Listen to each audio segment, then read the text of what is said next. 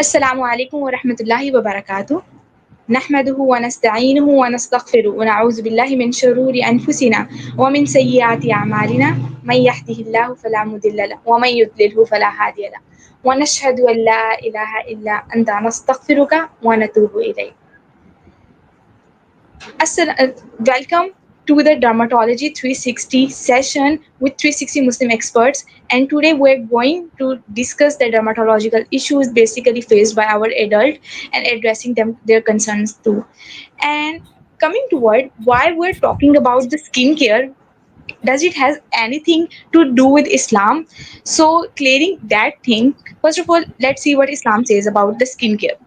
So सबसे पहले इन अल्लाह जमील व युहिब्बुल Jamal. Allah is beautiful and He loves the beauty.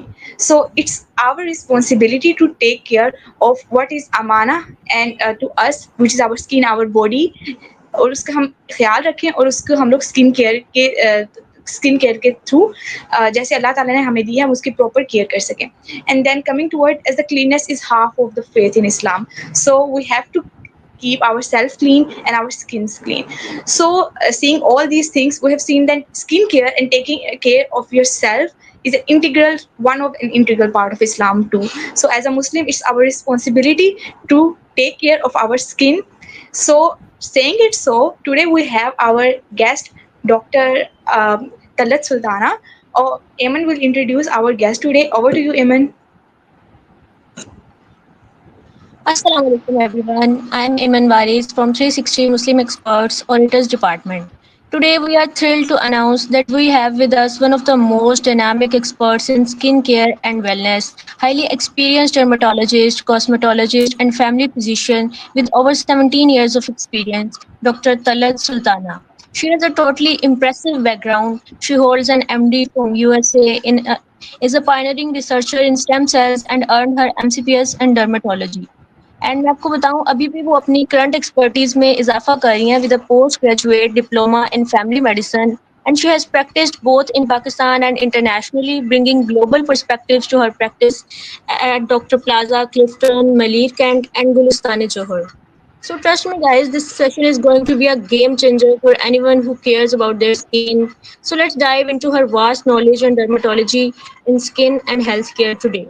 So, Assalamu alaikum, Dr. Sultana. Walaikum assalam wa rahmatullahi wa barakatuh. कैसी हैं आप? I am very well. Thank you for asking. May peace and blessings to all of you. And I am. Thank you for having me in the podcast. Thank you ma'am, we are really honoured.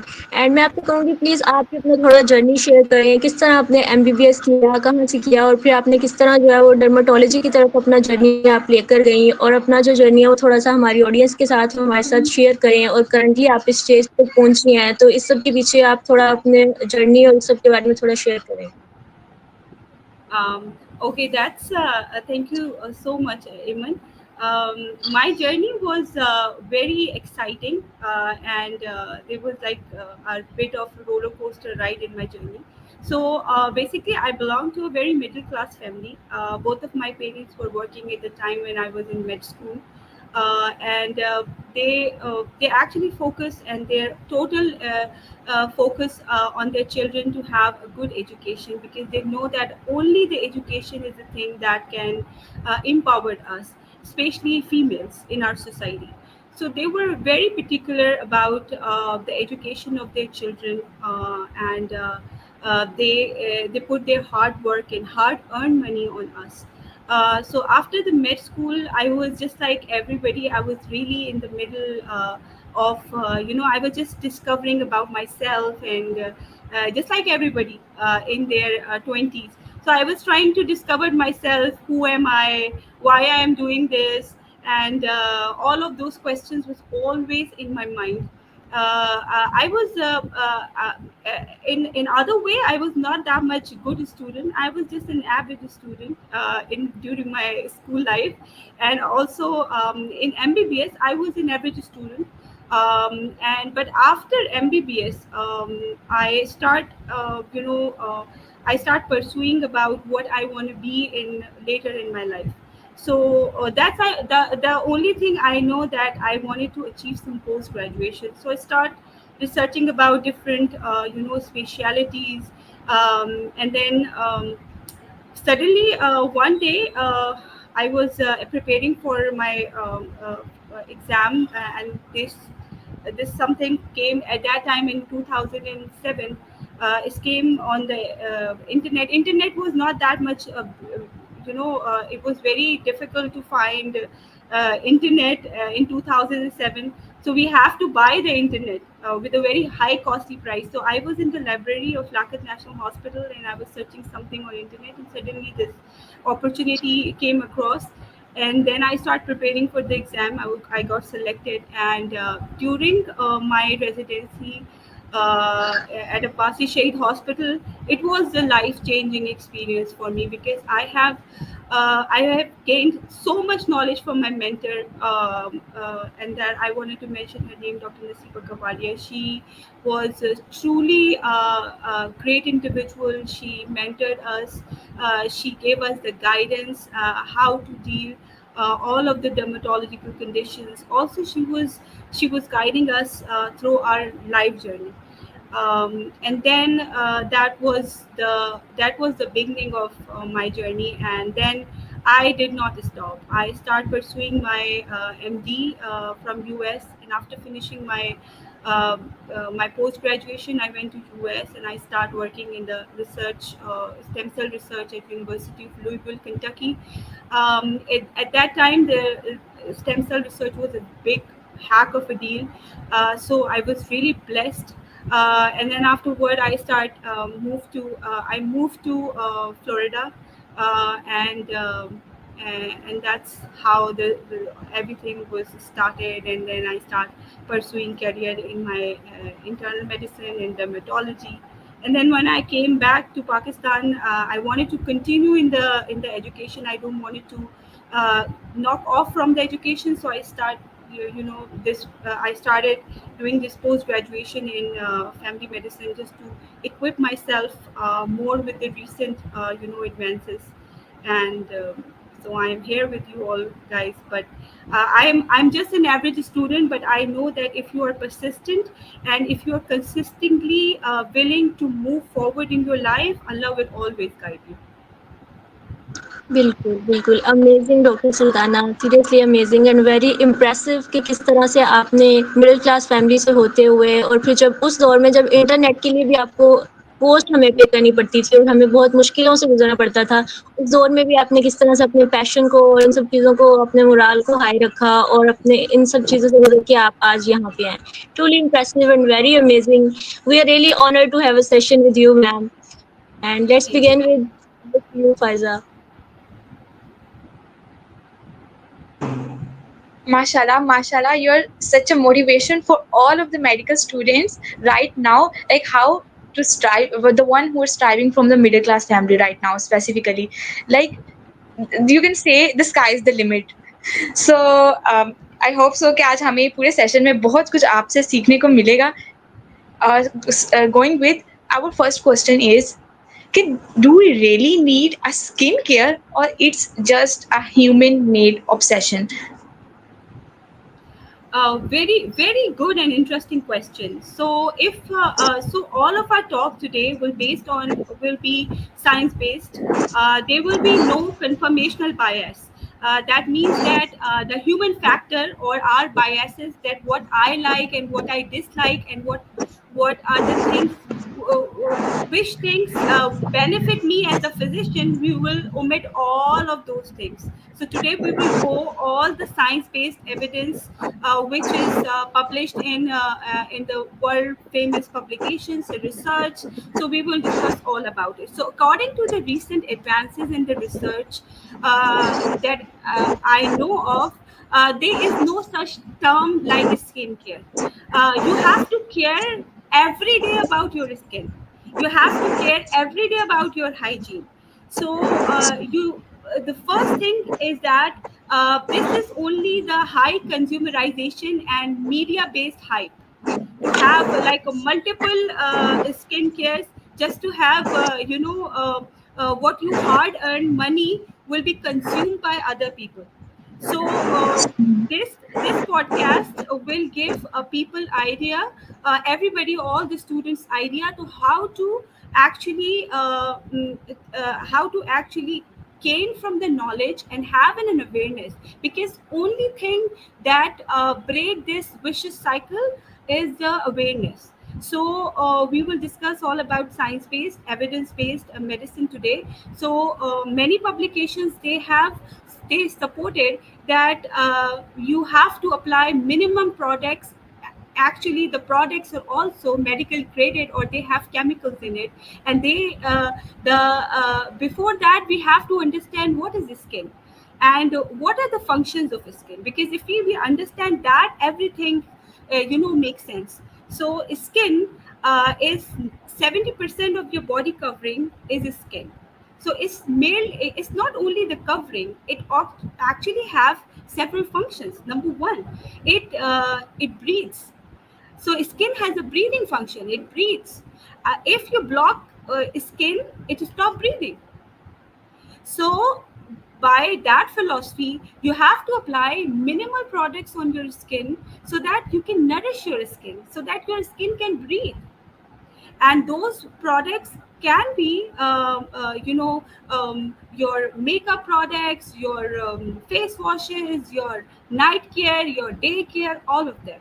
So today we will learn about minimalism. What is the skin minimalism? So skin minimalism says that if my skin have only like one product, and if I can use sunblock and my skin, there is no breakout on my skin and my skin is going well, I have to stuck with the sunscreen. There is no need to search the high base products on the Google. There is no need.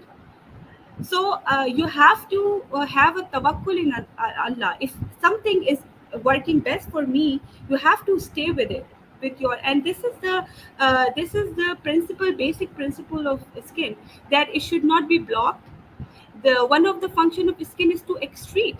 So it's excrete out your sweat, all the waste product.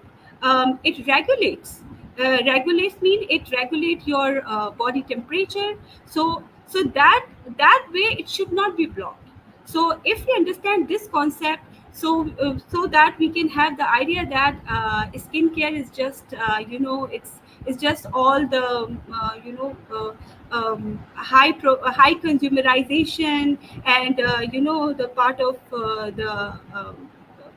part of just to waste your money. So it's better to stick to one product rather than thousand products. बिल्कुल doctor Okay, to बिल्कुल say doctor Sultana, ठीक कहा आपने। Skin जो है वो important है, हमें उसकी केयर पे जाना चाहिए, लेकिन इसमें फिर हमारे पास जो नेक्स्ट टेंशन बनता है वो ये बनता है कि लोग बहुत कंफ्यूज होते हैं। बहुत से लोग जो है वो ब्यूटी पार्लर जाते हैं स्किन केयर के लिए, एस्थेटिक प्रोसीजर्स के लिए, बहुत से केमिकल पील्स, फेशियल्स के लिए। तो बहुत कंफ्यूज होते हैं कि वो डर्माटोलॉजिस्ट के पास जाएँ, स्किन स्पेशलिस्ट के पास जाएँ या वो पार्लर्स में जाएँ। वो अपनी स्किन के लिए वो किस तरह से इसको लेके चलें। तो आप मुझे बताएँ कि what is the role of parlours and aesthetic treatments in the skin care routine? And how these treatments compare to the dermatological care from medical point of view, and what would you recommend, on what basis? uh, Very interesting question. So whenever we study about skin, one of the part of the study is psychodermatology. So what does the psychodermatology means? It means that if you're not taking care of your mental health, if you're not taking care of your spiritual health, then the things will go sideways. Then you will have many problems, and it will show up on your skin. You can have, if your stress level increases, it will have the different breakouts, or acne can be precipitated. Eczema can be precipitated in case of the stress. If you're not taking care of your diet, it will it will affect your skin. So I think the people should understand the concept of mental hygiene, that every time they go to the parlors or they go to different saloons and stuff, that will in turn will not benefit them. What benefit them is only the thing. Let's suppose if you have any problem on your skin, you have to consult an experienced dermatologist. You have to ask them. So and on the other way, the science says that what you have to do for your skin is only apply the sunblock and moisturize, and moisturization according to the skin type. So there is a different skin types, and that's called the Fitzpatrick skin classification. So in the Fitzpatrick skin classification, we fall into the category of third, and then the fourth one is the darker one, which is the African skin type. So you have to find out if you have what kind of skin you have. You have oily skin, you have combination skin, you have dry skin, and then you can only have two products: one moisturization at the bedtime, and then you can have a sunblock. You take care of your mental health, you take care of your physical health, you take care of your spiritual health, and your physical health. When you take care all four components, then I think you don't need to go to salon and give that preposterous amount of money to them. So again, the concept of skin minimalism is also the minimalism is also the part of our deen, so that we have, we should not consume israf on ourselves. We should be very minimalistic in our approaches, in terms of eating, in terms of everything, so that the life makes sense out of it. And then you will, if you can if you can think about investing that much money on collars, why you are not thinking about investing that money to the future of your children? Why not investing that much money on someone in need? So this is only about the concept that you have to just have a bird eye view, and this podcast is actually the best platform to give the bird eye view.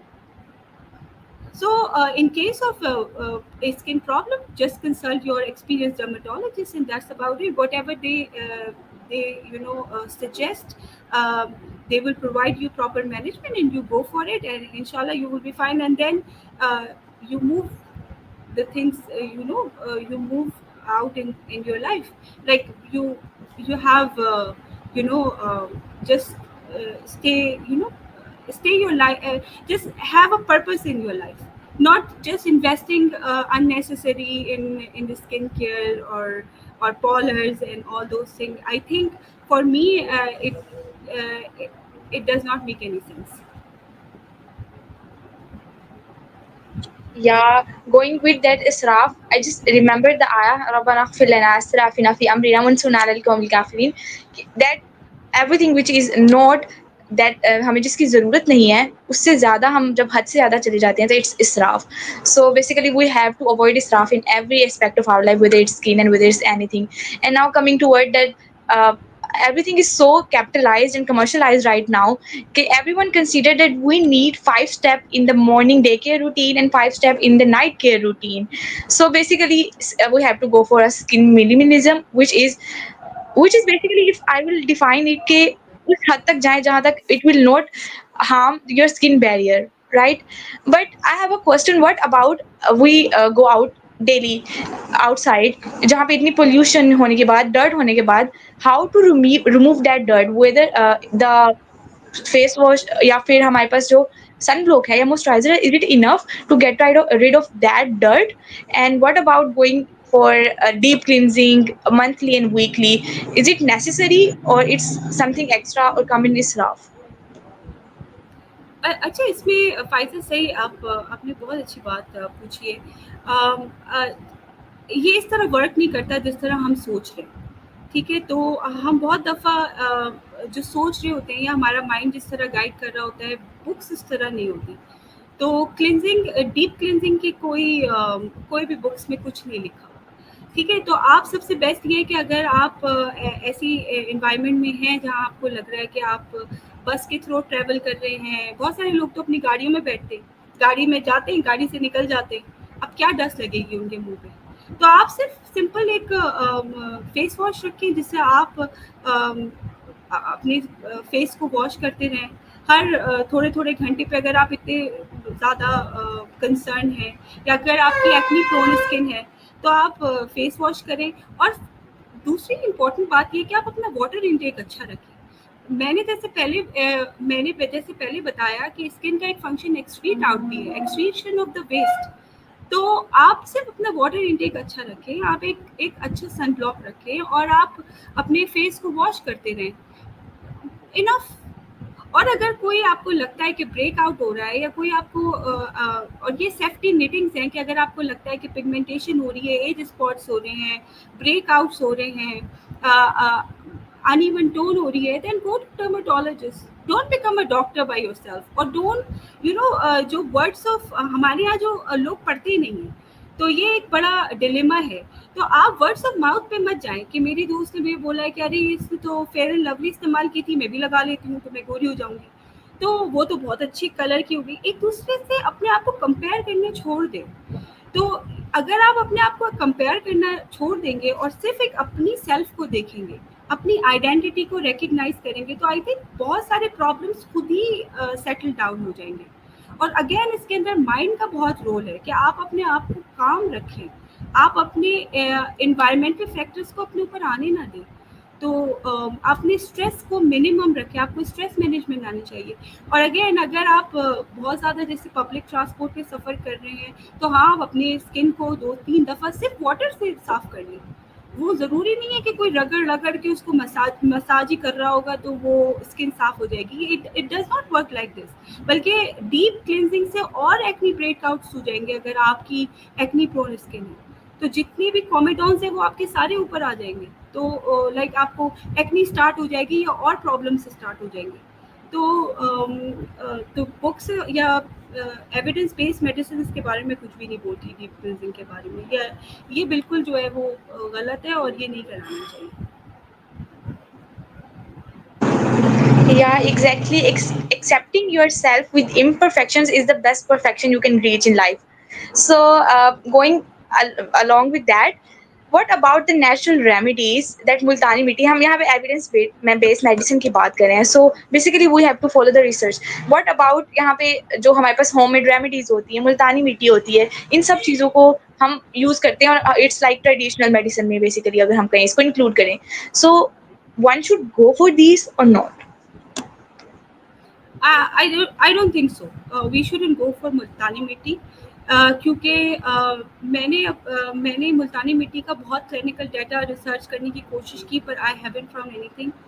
तो मैंने ये देखा है कि मेरी clinical practice में जितने patients मुल्तानी मिट्टी के साथ आ रहे थे उनको अलग से जो है वो दूसरे मसले शुरू हो गए। उनको कॉन्टैक्ट डर्मेटाइटिस हो गया या फिर उनको जो है वो उनकी एक्नी और बढ़ गई या कोई और स्किन के इश्यूज हो गए। तो ज़्यादा अच्छा ये है कि अब इसके अंदर दो चीज़ आती है। एक तो देखिए यूथ है, यूथ तो साइंस बेस्ड फैक्ट्स मांगती है।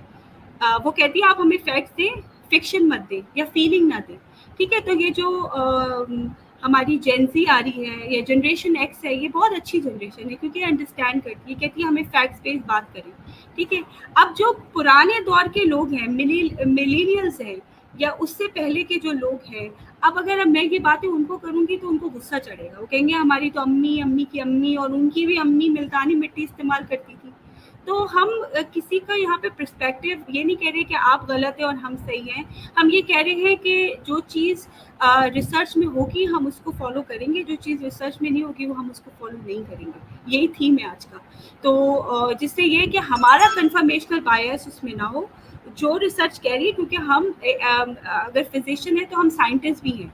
तो जो हमें रिसर्च कह रही है हम उसको आगे रखेंगे। और रिसर्च में एज सच अभी तक इतना ज़्यादा डाटा नहीं है इन चीज़ों के लिए।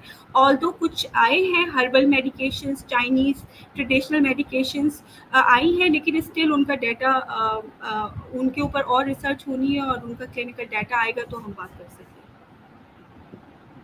जी, डॉक्टर तलत आपने ये बहुत ही एक रिलेटेबल सी बात की है कि हमारे यहाँ जो है ना घरों में अम्मियाँ, नानियाँ वो सब यही बता रहे होते हैं कि भई ये यूज़ करो, हल्दी यूज़ करो, एलोवेरा यूज़ करो, ये आपकी स्किन के लिए बहुत अच्छी है, आपके बालों के लिए अच्छी है। तो ये जो इस तरह की नेचुरल प्रोडक्ट्स और नेचुरल स्किन केयर की बात हो रही होती है, तो क्या आपके ख्याल में मतलब इसका कोई भी लिंक नहीं है? अगर हम रिसर्च बेस पे ठीक है हम बात करें बायोलॉजिकली, लेकिन इन चीज़ों का वाक़ई कोई इफ़ेक्ट नहीं होता है तो लेकिन फिर ये हमारे लोग इस तरह कैसे कह रहे होते हैं कि इन चीज़ों का बहुत फ़र्क पड़ा होता है और एज़ अ फैमिली डॉक्टर आप इसको कैसे इंटीग्रेट करेंगी जनरल हेल्थ को स्किन हेल्थ से और जिस तरह आपने कहा कि अपनी डाइट अच्छी रखें, अपनी वाटर इनटेक ज़्यादा करें, तो उस चीज़ को भी थोड़ा-सा एम्फसाइज़ करें कि stress, diet, sleep cycle in चीज़ों के भी इम्पैक्ट्स होते हैं स्किन पे और ये सब कुछ इसके बारे में बताएँ प्लीज़?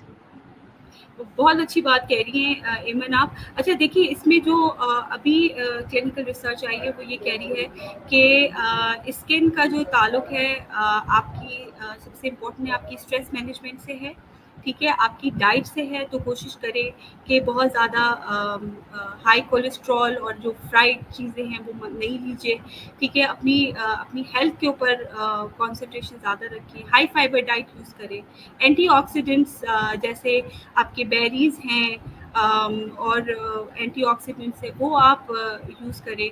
तो डाइट को अपनी प्रॉपर रखें, जो कि हम नॉन फार्माकोलॉजिकल में आ जाते हैं। अपनी स्लीप को अच्छा रखें, 8 घंटे की एटलीस्ट मिनिमम स्लीप लें, ठीक है। एक्सरसाइज को अपनी रूटीन में डालें, एटलीस्ट 30 मिनट्स की ब्रिस्क वॉकिंग करें। और साथ में जो अब ज़्यादा रिसर्च जो बात कर रही है वो ये है कि गट स्किन एक्सिस पे बात कर रही है कि हमारी स्किन के ऊपर जो भी प्रॉब्लम्स आ रही है वो हमारे गट से रिलेटेड है।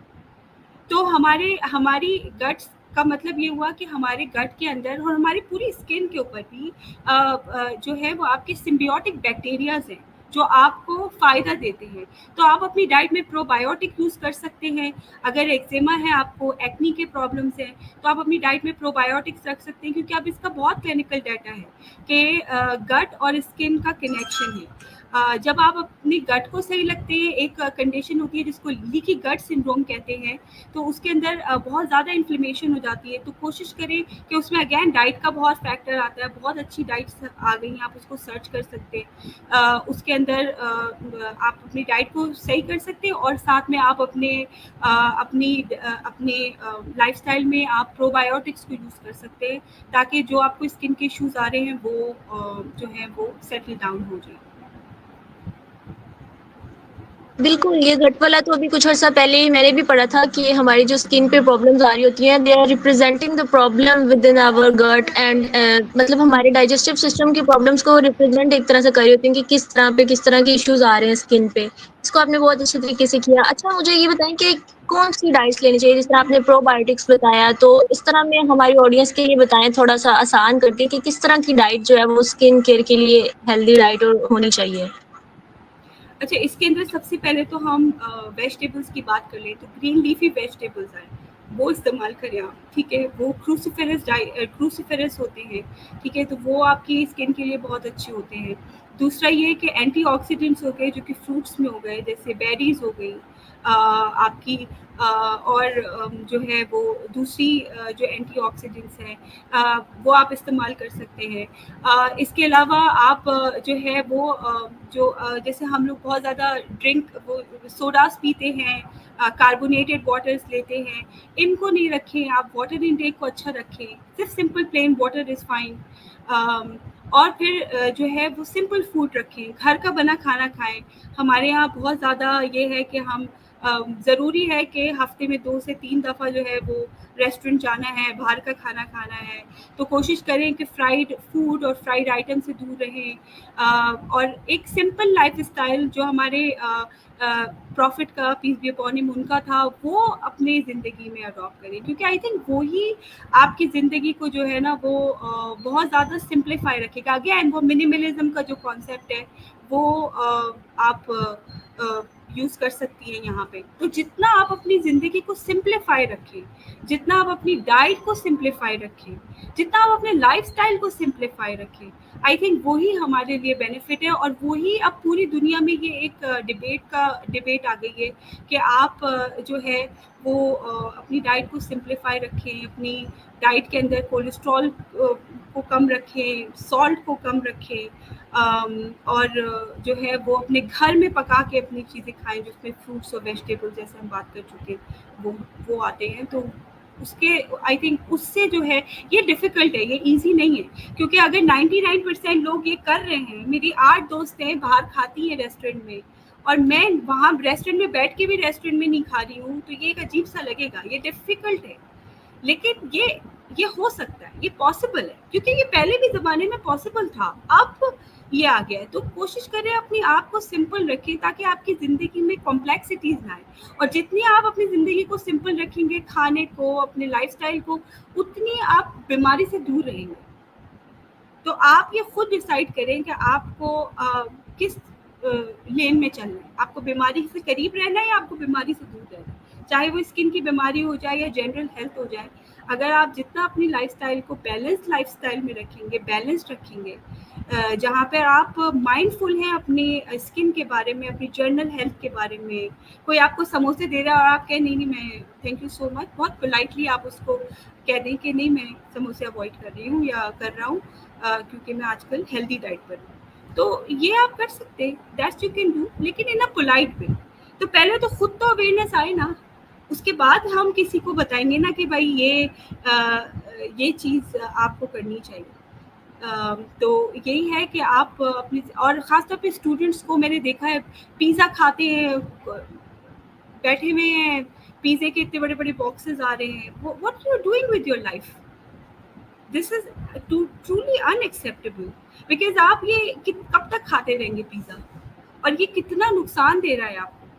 इसमें ये पता नहीं किस तरह बनाया गया है, इसमें कितना यीस्ट डला है जो कि कितना आपके लिए ख़राब है, आपकी बॉडी के लिए। फिर ये कितने प्रोसेस तरीके से बनाया गया है, इसमें कितनी प्रोसेस चीज़ डली हुई है। सो व्हाई नॉट सिंपल दाल चावल, व्हाई नॉट सिंपल कोई सब्जी, व्हाई पिज़्ज़ा?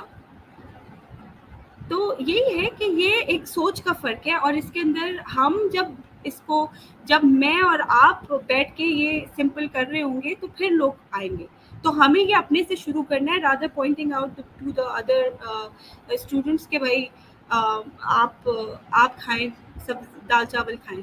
तो ये हमें अपने से शुरू करना है, पहले हम उनके सामने एग्जाम्पल बने।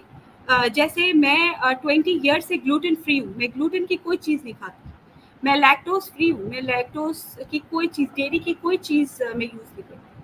तो ये मैंने खुद अपना प्रोग्रेटिव किया है, क्योंकि because I wanted to I learn के मैं ये नहीं कह रही है कि ये करना चाहिए, लेकिन आई हैव लर्न कि जिनको ऑटो इम्यून इश्यूज होते हैं उनको बहुत सारी एलर्जीज होती हैं। तो मैंने मुझे शुरू में कुछ ऑटो इम्यून प्रॉब्लम्स हुए थे, और उसके बाद मैंने आई हैव स्टॉप कम्प्लीटली। तो 20 ईयर्स से मैं I am not taking anything, मैं बाहर के समोसे ये सारी चीज़ें नहीं खाती, मैं घर का खाना प्रेफर करती हूँ। मैं होटल में नहीं जाती और वहाँ का नहीं खाती, मैं घर में मैं अपना बॉक्स लेके जाती हूँ, लंच बॉक्स लेके जाती हूँ आज भी। तो ये बात है कि ये मैं अपने से शुरू करूँगी तो मैं दूसरे को बताऊँगी ना, तो ये हमें अपने से शुरू करना है। और यही इससे हमारे अंदर जो है ना अल्लाह ताला की तरफ से ब्लेसिंग आएंगी। देखिए ज़िंदगी में हम सब स्टूडेंट्स हैं, लेकिन मैंने ये देखा है कि अगर आप अपनी ज़िंदगी में ब्लेसिंग्स को नहीं अगर ब्लेसिंग्स की तरफ नहीं जाएंगे ना, तो आपकी स्किन भी शाइन नहीं करेगी। तो कोशिश करें, अल्लाह ताला से ये दुआ मांगे कि अल्लाह ताला आपको आपके ऊपर रहमत रखे, ताकि आपको वो सोच आए कि आप उस सोच की तरफ बढ़े। और जब वो सोच आएगी तो आपको स्किन खुद ब खुद सही हो जाएगी, हर चीज़ सेट हो जाएगी आपकी ज़िंदगी में। तो it's all about the mindset and your thinking, और टेकिंग स्मॉल मेजर्स, जैसे diet, exercise, sleep, and you know again probiotics, और you know taking care of your gut. So beautiful कि आपने इतने अच्छे से बताया, like be the change you want to see in the world. आपने जैसे भी बात की कि ऑटो इम्यून डिजीजेज बेसिकली वो आपके खाने वगैरह से होती हैं, there is a role of epigenetics in it. What we would say कि what is the role of diet and other things in the epigenetics and then leading toward the autoimmune diseases? बिल्कुल, तो non pharmacological में अब जो बात establish हो गई है रिसर्च बेस्ड कि diet and lifestyle has number one role in precipitating all the autoimmune conditions. तो और ख़ास तौर पे जब आप स्ट्रेस में होते हैं, आप स्टूडेंट हैं, आप बहुत ज़्यादा स्ट्रेस में होते हैं, आपको रात रात भर पढ़ना भी होता है, तो बहुत सारी जो आपकी जेनेटिक्स में हैं चीज़ें वो प्रिसिपिटेट हो जाती हैं. मेरे पास बहुत सारे स्टूडेंट्स आते हैं जिनको एक्जिमा का प्रॉब्लम है, जिनको हाइपोथायराइड है, वो जिनके हेयर फॉल्स का इशू है, जिनको ब्रेक डाउन बहुत ज़्यादा एक्नी है, सिवियर एक्नी के साथ आते हैं. तो ये all have they are directly proportion to the diet and your lifestyle. So once you start uh, once you have the pre-contemplation, like you start thinking about it, that what are the things that on my part I can change. तो जो चीज़ें मैं control कर सकती हूँ वो मेरा food है कि क्या मेरे मुंह के अंदर जा रहा है, और वो मेरा लाइफस्टाइल है कि मैं कितनी नींद ले रही हूँ, मैं अपने आप को कितना रिलैक्स रख रही हूँ, मैं मेडिटेशन कर रही हूँ, मैं कितना कनेक्ट हूँ अपने सोर्स के साथ, जिसके अंदर मैं उसमें प्रेयर्स आ गई, नमाज आ गई, जो भी तरीक़ेकार है जिसके अंदर आप अपने आप को काम डाउन कर सकते हैं. तो ये ऑल दोज आर वेरी, या अपनी स्पिरिचुअल हेल्थ की आप टेक केयर कर रहे हैं, तो इससे बहुत आप दूर रह सकते हैं स्किन की बीमारियों से और जनरली दूसरी बीमारियों से. डाइट का इसके अंदर बहुत फैक्टर है, ये कंट्रोलेबल फैक्टर्स हैं. तो जो कंट्रोलेबल नहीं है वो तो जेनेटिक है ना. अब मेरे जीन्स में अगर कोई बीमारी है तो उसको मैं कंट्रोल नहीं कर सकती, वो है मेरे जीन्स में, लेकिन मैं ये कंट्रोल कर सकती हूँ कि मेरे ऊपर जो इन्वायरमेंट है उसको मैं चेंज कर सकती हूँ, इस सेंस में अपना रोल प्ले करके. ठीक है, तो मुझे पता है मेरे मुंह में क्या जा रहा है, मुझे पता है कि मैं अगर पानी ले रही हूँ तो पानी ये कैसे मुझे नज़र आ रहा है, तो I am very hyper vigilant about my health. तो यही है कि दिस शुड बी इसको प्रोपोगेट करना है हमें अपने यंग बच्चों के अंदर. मैं ये नहीं कह रही कि आप बिल्कुल पिज़्ज़ा ना खाएं या कोई फ्राइड नहीं आइटम खाएं, बिल्कुल, लेकिन उसको अपने आप को इस बात पे भी लाएं कि जितना आप सिंपल लाइफस्टाइल में रहेंगे, जितना आप हेल्दी लाइफस्टाइल के में रहेंगे, जितना आप अवेयरनेस में रहेंगे, ये चीज़ें आपको आपकी हेल्थ को मेंटेन करके रखेगी. क्योंकि वी डोंट नो कि हमारे जेनेटिक्स में क्या है, वी डोंट नो. यहाँ पे हमारे पास कोई ऐसी चीज़ नहीं है कि हम ये पता लगा लें कि हमारे जेनेटिक्स में क्या क्या बीमारियाँ हैं. अभी तो रिसर्च हो रही है, लेकिन हो सकता है AI का दौर है, हो सकता है आगे चल के कुछ चीज़ें आ जाए, लेकिन ये कि अभी के लिए आप अपने आप को सही कर सकते हैं with the keenful knowledge, with the active lifestyle, or with a good diet and taking care of your health and make it a priority. जैसे आपकी शॉपिंग प्रायोरिटी होती है, दोस्तों के साथ हैंग आउट करना प्रायोरिटी होती है, इसी तरह हेल्थ भी प्रायोरिटी है भाई. It's an essential component of your life. अगर हेल्थ है तो सब कुछ है ना. तो I think hope this podcast will change many this podcast will bring some change in the people thinking, and they start researching about more about the healthy concepts and healthy living styles, including the diet. Inshallah, I hope so, that we should be mindful of what we intake inside, because हम अपनी spiritually या mentally या फिर किसी खाने में ही जो चीज़ हम अंदर लेके जाते हैं, that reflects outside in the form of skin and in the form of anything externally. So जैसे कि आपने बात की कि मेडिकल स्टूडेंट्स जो आते हैं वो कितना जंक खाते हैं और उसके बाद क्या उसके कॉन्सिक्वेंसेज होते हैं स्किन के भी और सारे. But as a medical student you know very well we have to wake up for 24 hours, 18 hours and preparing for an exam, especially during the professional exams. And mostly medical students get addicted to caffeine, and that excess of everything is bad. So basically caffeine mostly causes that acne and other skin problems. What about it? Does the caffeine and the coffee and tea, I mean, causes acne or no? अच्छा, caffeine के बारे में ये है कि caffeine जो अब world wide ये बात रिकॉग्नाइज़ हो गई है कि caffeine is a type of drug. ये ड्रग है, ये एडिक्टिव है, इट्स हाईली एडिक्टिव। और इसका इतना इतना अच्छा इफ़ेक्ट होता है कि ये आपको 4 या 5 घंटे तक बिल्कुल आपको जगा के रखती है। तो रात के जो एग्ज़ाम्स आप रात-रात भर बैठ के पढ़ते हैं, जो पूरा साल आपने पढ़ा नहीं होता, आप रात को बैठ के पढ़ने की कोशिश करते हैं, तो उसमें कैफ़ीन बड़ा प्ले करती है। लेकिन कैफ़ीन से ये है कि कैफ़ीन के और बहुत सारे साइड इफ़ेक्ट्स हैं ना, सिर्फ स्किन के नहीं है वो। ज़ाहिर है आपकी एक्ने को प्रिसिपिटेट कर सकती है, आपकी गट को लीकी गट में कन्वर्ट कर सकती है, वो आपको जिटरनेस कर सकती है, आपके ब्रेन के ऊपर उसके विड्रॉल्स हो सकते हैं जब आप उसको रोकेंगे। तो अगर वही बात है कि आपकी चॉइसेस क्या हैं। You if you have a healthy choice, you can replace all those bad choices with a healthy choices. तो आप कैफीन की जगह आप ग्रीन टी इस्तेमाल कर सकते हैं। Green tea also have a flavonoid, तो फ्लेवोनॉइड भी आपको वेक कर सकता है, लेकिन ग्रीन टी के अच्छे इफेक्ट्स हैं ऑन योर स्किन।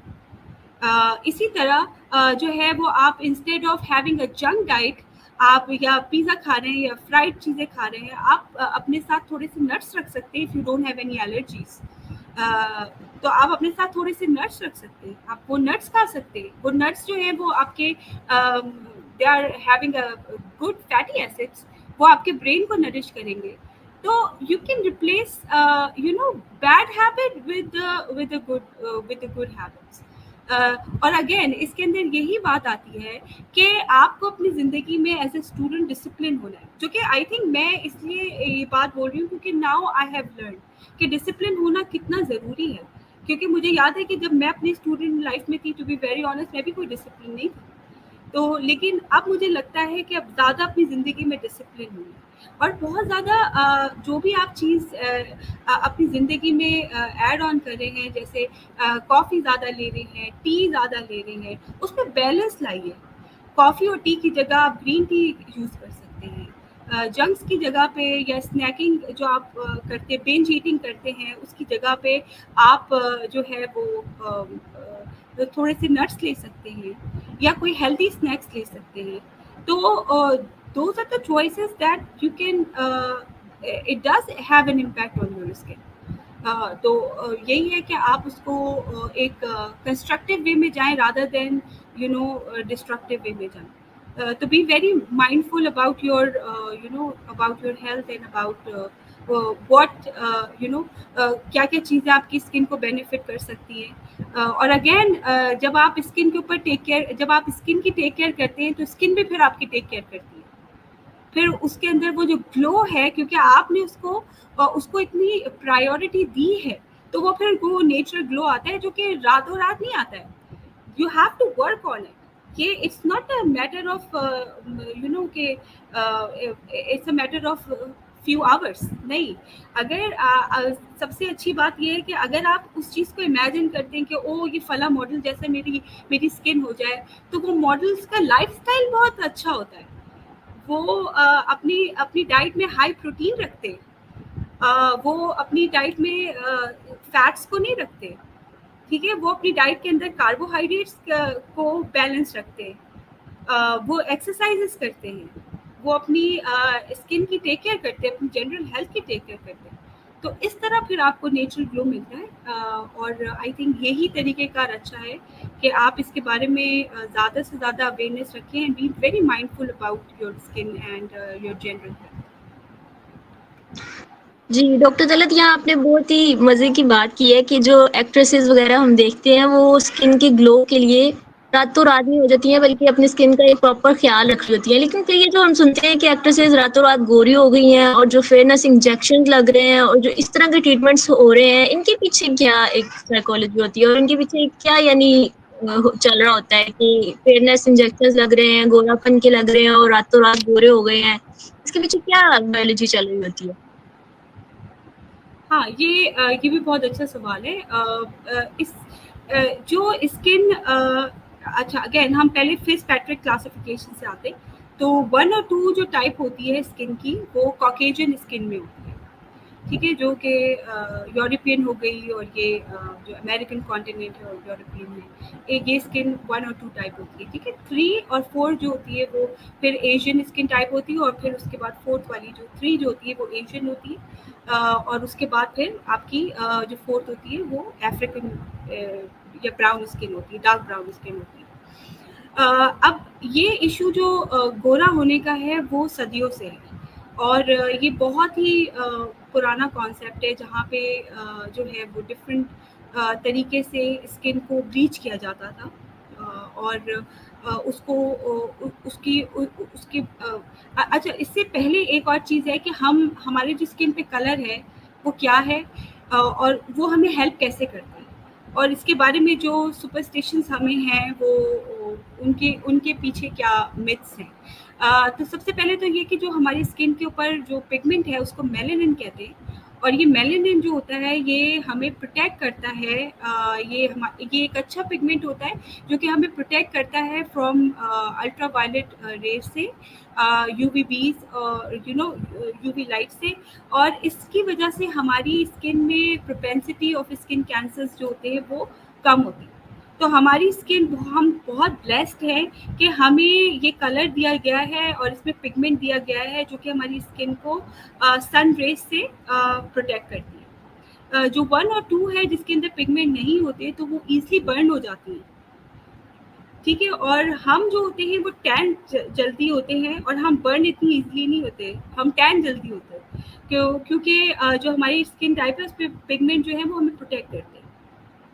अब इसके अंदर ये आता है कि हम ये जो वाइटनिंग क्रीम्स का और वाइटनिंग इंजेक्शंस का जो एक पूरा ग्लोबल एक मार्केट चली है, तो इसमें सबसे इम्पोर्टेंट बात ये है कि आपको ये अंडरस्टैंड करना है कि जो कॉस्मेटिक मार्केट है पूरी दुनिया में, और स्पेशली जो पाकिस्तान में वो $2 बिलियन की मार्केट है, और पूरी दुनिया में ग्लोबली वो $6 to 8 मिलियन की मार्केट है, ठीक है। और ये इनकी जो स्ट्रैटेजी होती है वो यही होती है कि ये हर चीज़ को ग्लोरीफाई करते हैं।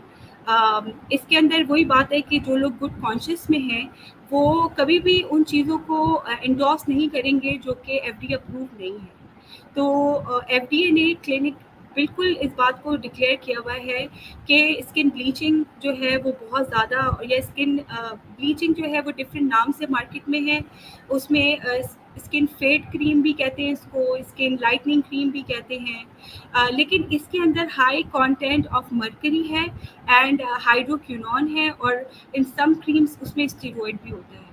और मर्करी जो है वो हाईली टॉक्सिक है स्किन के लिए। मर्करी पॉइजनिंग जो है वो आपको उसके बहुत सारे वो स्किन पे इरिटेशन कर सकती है, कॉन्टैक्ट डर्मेटाइटिस कर सकती है, आपके स्टमक के इश्यूज कर सकती है, और साथ में आपके न्यूरोलॉजिकल इश्यूज कर सकती है। One of them is depression and साइकोसिस, ठीक है। तो ये अंडरस्टैंड करना है कि स्किन ब्लीचिंग क्रीम्स जो मार्केट में अवेलेबल है, अभी हम इंजेक्शंस पे बाद में आएंगे, क्रीम्स पे पहले आते हैं। अच्छा, दूसरा ये है कि इसकी ब्रांडिंग बहुत की जाती है, पाकिस्तान में है, पूरी दुनिया में भी इसकी ब्रांडिंग की जाती है, और एक ये पूरा जो है वो कल्ट सिस्टम बन गया अनफॉर्चुनेटली, ठीक है। तो इससे सिर्फ हम इस तरफ जान छुड़ा सकते हैं कि इससे हम अगेन हाई अवेयरनेस में रहें। हर चीज़ को जो भी हम इस्तेमाल कर रहे हैं उसके बारे में हमें पता होना चाहिए कि इसमें क्या क्या कंटेंट्स हैं। अगर ये क्रीम मैं इस्तेमाल कर रही हूँ तो इसके अंदर क्या क्या कंटेंट्स हैं और इसमें कितनी परसेंटेज है उस कंटेंट की, और उसके मेरी स्किन के ऊपर क्या असरात हो सकते हैं। फिर आता है वाइटनिंग इंजेक्शंस के बारे में। वाइटनिंग इंजेक्शंस FDA ने स्ट्रिक्टली अप्रूव नहीं किए हैं, तो वाइटनिंग इंजेक्शंस जो हैं वो आपको नहीं लेने चाहिए क्योंकि उसके भी साइड इफ़ेक्ट्स होते हैं। और वाइटनिंग इंजेक्शंस की स्टोरी ये है कि ये जो लिवर के पेशेंट्स होते थे, जो लिवर डिजीज़ के पेशेंट्स होते थे, उसमें ग्लूटाथायोन और वाइटामिन ग्लूटाथायोन दिया जाता था। तो उन्होंने स्किन के ऊपर देखा कि जब वो पेशेंट्स को देना शुरू किए तो उन्होंने देखा कि स्किन के ऊपर ब्लीचिंग इफेक्ट आ रहा है, स्किन लाइटन अप होना शुरू हो गई है। तो फिर उसके बाद उन्होंने उस साइड इफ़ेक्ट को यूज़ करना शुरू कर दिया। लेकिन इसने FDA ने इसको नहीं अप्रूव किया बिल्कुल भी। तो अगर इन लॉन्ग टर्म आप इसको ले रहे हैं हाई डोजेस में, ये कार्डियक इरिथमिया कर सकता है या आपके लिवर को डैमेज कर सकता है। तो अगेन आपको अपनी हेल्थ का बहुत ख्याल रखना है और आपको ये पता होना चाहिए कि आप जो भी अप्लाई कर रहे हैं या जो भी इंजेक्टेबल्स की फॉर्म में ले रहे हैं वो क्या चीज़ है और ये आपकी हेल्थ को किस तरह जो है वो डिटोरिएट कर सकती है या इसके क्या एडवांटेजेस है और क्या डिसएडवांटेजेस है। तो मुझे लगता है कि हमें गाइडलाइंस को फॉलो करना चाहिए रादर देन किसी भी डॉक्टर की अपनी पर्सनल उससे, और गाइडलाइंस को फॉलो करें और गाइडलाइंस पे ही रहना चाहिए। अपनी अच्छी प्रैक्टिस या एविडेंस बेस्ड प्रैक्टिस यही है कि आप गाइडलाइंस पे रहें। कहती है तो FDA बिल्कुल अप्रूव नहीं करती, ना तो इन क्रीम्स को अप्रूव करती है और ये जो ब्लीचिंग क्रीम्स होती है, और ना जो है वो कोई भी इंजेक्शन वाइटनिंग इंजेक्शंस को अप्रूव करती है।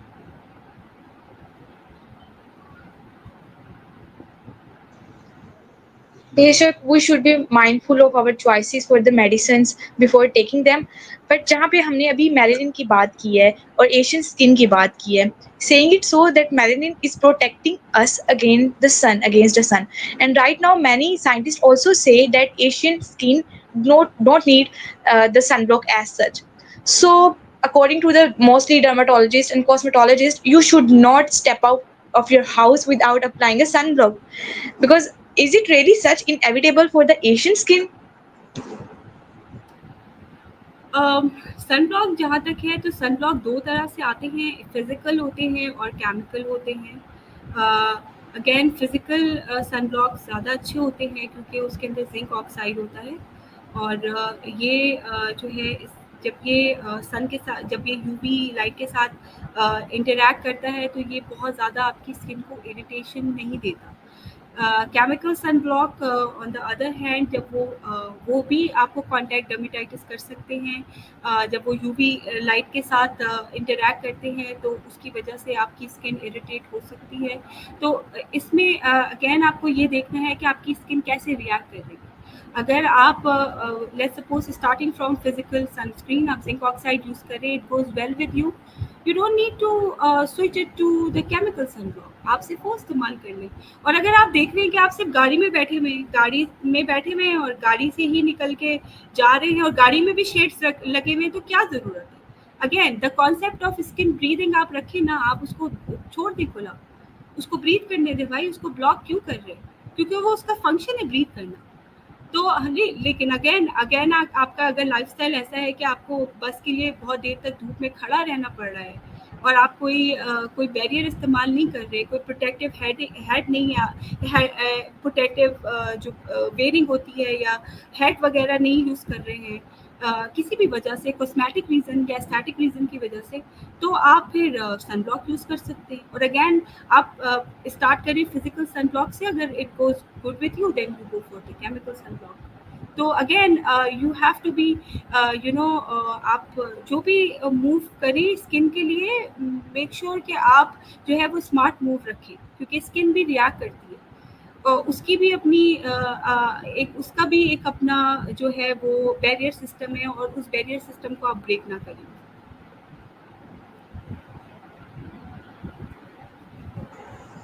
For sure, but coming toward Pakistan right now, अगर हमें एक sunblock की तरफ जाना भी है, the quality of sunblock available in Pakistan, don't you think they do more harm that the good? And अगर कोई अच्छे quality of sunblock are available, so अगर हमारे जो भी audience ने questions भी पूछे कि हमें कौन सी sunblock के brand की तरफ जाना चाहिए more specifically to protect ourselves from the harm of the sunblocks? ठीक है, तो उसके अंदर ये है कि देखिए मैं किसी भी कंपनी को, अच्छा अगेन फार्मास्यूटिकल एक बहुत बिग फार्मा, एक पूरा एक जाइंट नेक्सस है, तो मैं फिजिकली किसी भी कंपनी को इंडोर्स नहीं करती। मैं ये कहती हूँ कि जो चीज़ें FDA अप्रूव्ड है, जो FDA की वेबसाइट पर है सनब्लॉक्स, आप उनमें से बस से पाकिस्तान में अवेलेबल है। आप fda.gov पे जाएं और जाके देखिए सनब्लॉक की कैटेगरी में बहुत से अप्रूव्ड है जो ओवर द काउंटर है और वो पूरी दुनिया में है।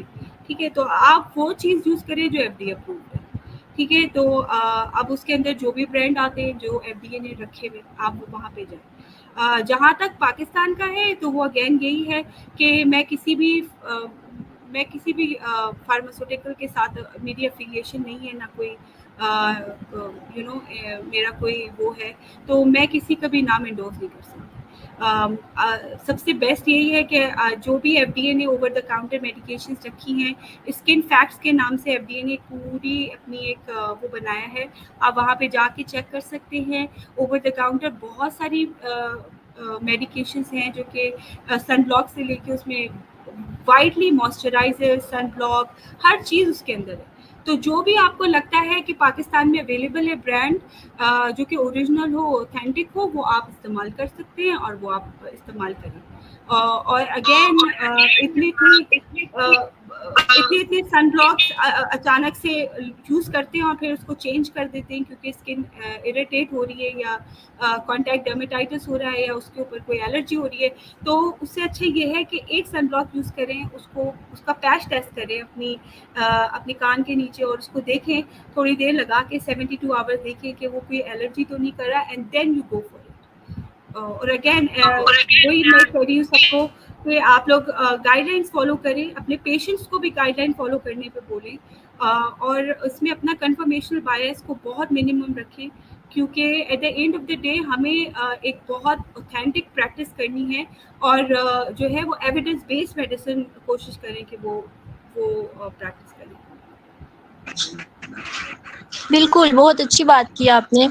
अच्छा, अभी आप माशाल्लाह इतनी बातें इतनी अच्छी कर रही थी, खूबसूरत, कि हमें सादगी और इन सब चीज़ों पे जाना चाहिए और हमें अपना लाइफ़स्टाइल सादा रखना चाहिए, और क्योंकि मेरा स्किन को ही प्रोटेक्ट कर रहा होता है। तो आई वाज़ थिंकिंग, लेकिन हमारे यहाँ जो है ना वो ब्यूटी स्टैंडर्ड वो बहुत एक चेंज हो गया है, एक टेंजेंट ड्रॉ हो गया है कि जी खूबसूरती जो है वो गोरा रंग होना चाहिए। ब्यूटी स्टैंडर्ड्स बहुत ना गलत तरफ शायद चले गए हैं, मुझे कहना चाहिए या नहीं। और जो गोरापन है उसको बहुत ज़्यादा हाइप किया जाता है, और हमारे यहाँ ब्यूटी का स्टैंडर्ड ही ये है कि गोरा होना चाहिए, ख़ास तौर पे लड़कियों के लिए, और हर वक़्त जो है वो मेकअप करके रखना, और इन सब चीज़ों में जिस तरह हम फेयरनेस की क्रीम्स वगैरह भी यूज़ कर रहे होते हैं। तो अगर आपके पास इस तरह पेशेंट्स आते हैं, तो how you address the issues of colourism with patients who seek fairness treatments? हाँ, ये भी बहुत इंटरेस्टिंग क्वेश्चन है। इसके अंदर मैं अपने पेशेंट्स को सबसे पहले तो कुछ टेक्निक सिखाती हूँ, और उसके अंदर सबसे पहले ये होती है कि मैं उनकी मेंटल वेलबींग को जो है वो एम्पावर्ड करती हूँ। मैं उनको सेल्फ एक्चुअलाइजेशन या सेल्फ के बारे में या सेल्फ वेलबींग के बारे में बताती हूँ कि आप एज अ पॉजिटिव इम्पैक्ट दुनिया पे रखें, लेकिन जो दुनिया की चीज़ें हैं वो अपने अंदर मत लें। आपकी एक अपनी आइडेंटिटी होनी चाहिए, ठीक है। अगर मैं ब्राउन स्किन हूँ तो I am proud of my brown skin, proud in the sense that I say alhamdulillah of my brown skin. I have no problem with my identity, whether somebody likes it or whether somebody you know does not like it, but I have my own personality. So कोशिश ये करें कि अपनी personality को buildup करें, अपनी self actualisation को buildup करें, अपनी सेल्फ स्टीम को बिल्डअप करें, अपने सेल्फ कॉन्फिडेंस के ऊपर काम करें। तो जब आप इन चीज़ों को देखते हैं और आप अपनी मेंटल वेलबींग पे काम करते हैं या मेंटल हाइजीन पे काम करते हैं, तो फिर उसके बाद आपको अपनी जिस्म से खुद ब खुद सेल्फ लव होने लगता है। You does not need people validation कि वो बोल रहा है कि मैं काली हूँ, ठीक है, बोल रहा है, ये उसकी सोच है, कोई मसला नहीं है। I am happy with that. मैं वो कोई काम नहीं करूँगी जिससे मेरी हेल्थ को डैमेज हो जाए। Why not that idea. मैं वो कोई काम नहीं करूँगी जो लोगों को पीपल प्लीजिंग हो, क्योंकि I have my own boundaries. मैं कब तक लोगों को प्लीज करती रहूँगी या करता रहूँगा। मैं मेरी ज़िंदगी जो गोल है वो मैं अपनी ज़िंदगी के गोल्स को अचीव करूँगा या करूँगी। तो इसके अंदर सबसे इम्पॉर्टेंट है जो कि पॉजिटिव साइकोलॉजी की तरफ हमें लेके जाता है, अगेन वो ये है positive emotions, engagement, relationships, and then you have meaning, and purpose in life and then achievements. तो जब आप इन चीज़ों पे रहते हैं तो अब आपको किसी की वैलिडेशन की ज़रूरत नहीं है। और जहाँ तक कलरिज्म की बात है, ये पूरी दुनिया का मसला है। लेकिन अगर मैं कंफर्टेबल हूँ अपने स्किन कलर में और मुझे कोई भी प्रॉब्लम नहीं हो रही, भले आप मुझे काली बोल के रिजेक्ट कर रहे हैं या आप मुझे किसी भी तरह के नाम से पुकार रहे हैं, तो आप मुझे नाम से पुकार रहे हैं ना, मुझे क्या फ़र्क पड़ता है? क्योंकि मैं तो अपने आप को काली नहीं देख रही हूँ। मैं अपने आप को एक पूरा एक कंप्लीट एक ह्यूमन बीइंग देख रही हूँ, जो कि पॉजिटिव इम्पैक्ट डाल रहा है इस सोसाइटी पे, जो कि लोगों की जिसकी एक ज़िंदगी में एक मीनिंग और पर्पस है। तो जब हमारी ज़िंदगी में खुद मीनिंग और पर्पस नहीं होते, तो फिर हम लोगों की वैलिडेशंस जो है वो लेना शुरू कर देते हैं। और अगेन इसके अंदर सोर्स से कनेक्शन बहुत इंपॉर्टेंट है। आप लोग सब यंग हैं, मैं सारे स्टूडेंट्स को बोलूँगी कि आप लोग मेडिटेशन किया करें। 15 से 20 मिनट जब सुबह उठा करें, तो थोड़ी देर के लिए खामोशी से बैठा करें। गो inside of yourself, have a positive affirmations. अपने आप को अच्छा बोला करें, बिकॉज़ कोई भी आपको अच्छा नहीं बोलेगा।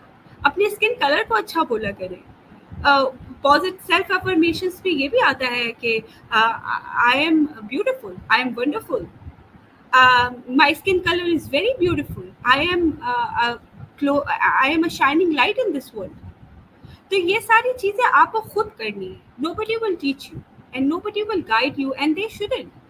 ये आप इस दुनिया में आए हैं ताकि आप जो है वो दुनिया की चीज़ों में अपने आप को पहचानें।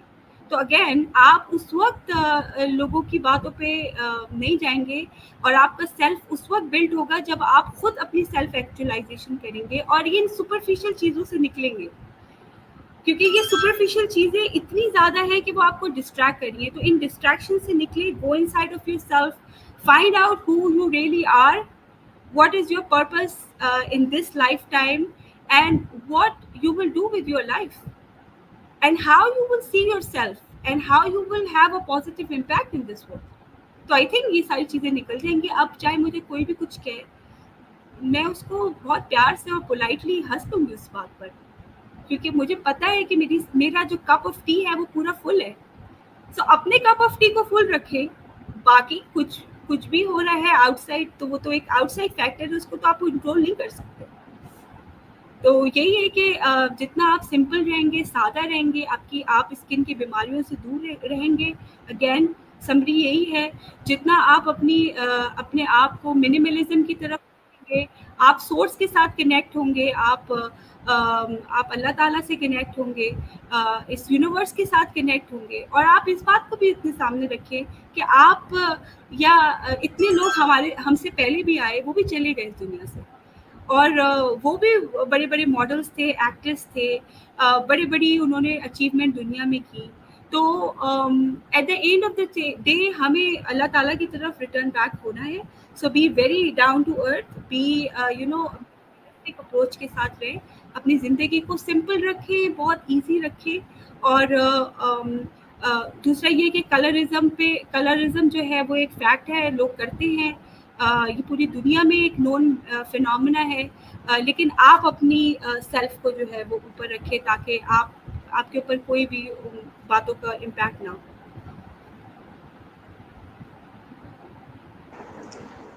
बहुत अच्छी बात की है आपने। इट्स बेसिकली, इफ अगर हम दुनिया को खुश करने जाएंगे, the standards of world kept on changing, specifically the beauty standards. If we see the date of age of Victoria K, the beauty standards are quite different from that of today. So they kept on changing after 2-3 years, and we kept on playing with our own self and body. Obviously no. So it's basically accepting your own self as the God has made you, and that's the first step toward the self awareness and self actualization, which lead you toward the purpose of life, which is far above all these superficial things and basically apparent things. So saying it so, अब यहाँ पे बात हो रही है skin की, हम लोग कर रहे हैं, but coming toward the skin की अगर हम बात करें, the hair are also a part of our skin. They're appendages of the skin basically. So saying it so, what is the importance of hair for us, and what about and how to address the hair fall? I think so. There is some connectivity issue at the side of Dr. Talit Sultana. Inshallah, she will be back.